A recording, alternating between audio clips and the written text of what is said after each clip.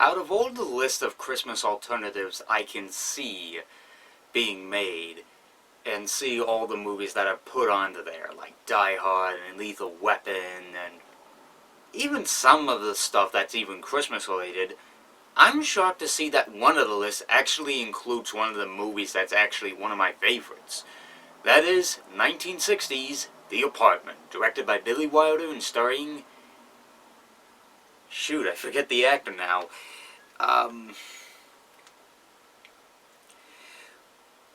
It's a classic film, and in it, this is where you do your research before you start your videos, kids. Learn that. And featuring Jack Lemmon, and Fred McMurphy.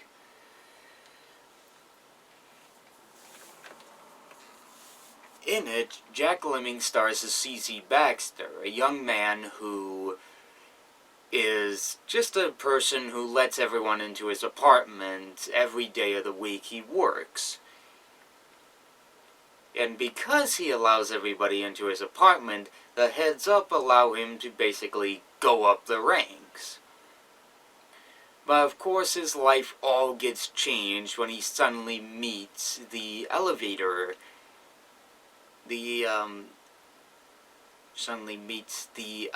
lady, played by Fred McMurphy.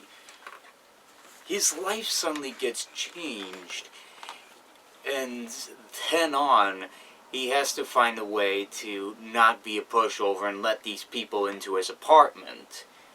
But of course, stuff always goes backwards, and stuff hits the fan, you know.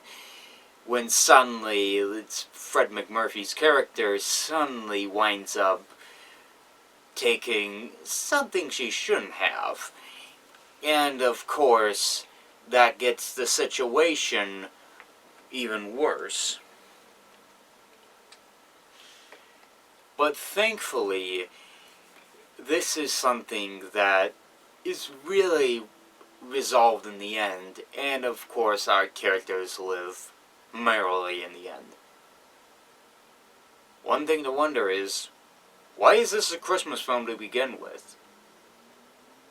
Well, around 46 minutes into the movie, it kinda takes place around December.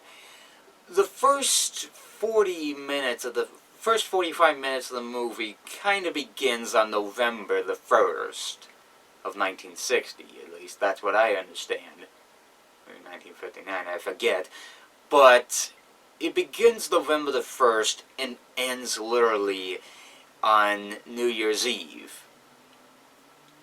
So it's kind of one of those final 2 months of the year. A half-Christmas movie, if you will. Except unlike Die Hard, where the whole thing takes place on Christmas and people consider it a Christmas movie, this is kind of one of those that's not like in-your-face Christmas. And people don't meme about it on the internet saying, "Hey, it's Christmas, so shut up and enjoy it." The thing is, The Apartment is a phenomenal Christmas. At least half Christmas. They don't make any mention about it or show like Santa or anything relating to it. I mean, it deals with the real-life struggles of a man who lets everybody into his apartment and has to let somebody else tell him, you gotta stand up to yourself. And tell these people, don't let anybody else into your apartment. Take control of your life. That's the idea that was written into this Academy Award-winning film. And yes, this is one of the films that won Best Picture.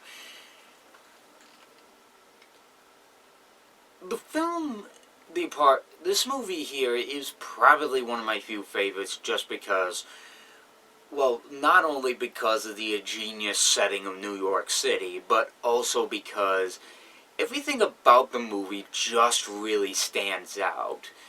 I mean, the characters are just really phenomenal. Jack Lemming stands as just the perfect main character, and the bosses just stand out as just everybody who just pushes them around.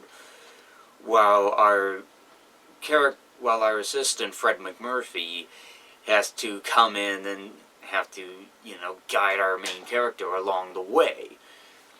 It's a phenomenal movie, and I highly recommend it to anybody who at least needs a good taste in classic movies to start things off with.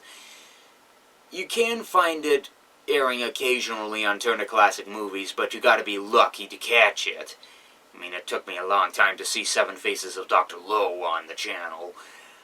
But in order to see it the fastest way possible, you can see it on Google Play, YouTube, Vudu, iTunes, and even Amazon Video.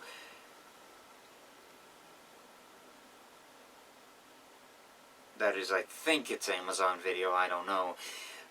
But it's also available on home video, so it's on Blu-ray and it's on DVD. So if you want to see that, then pick it up. I highly recommend it. It's a wonderful movie, and I highly doubt sometime down the line probably sometime down the line you'll see me talk about it. So I guess with that in mind, that puts an end to my discussion on 1960s The Apartment.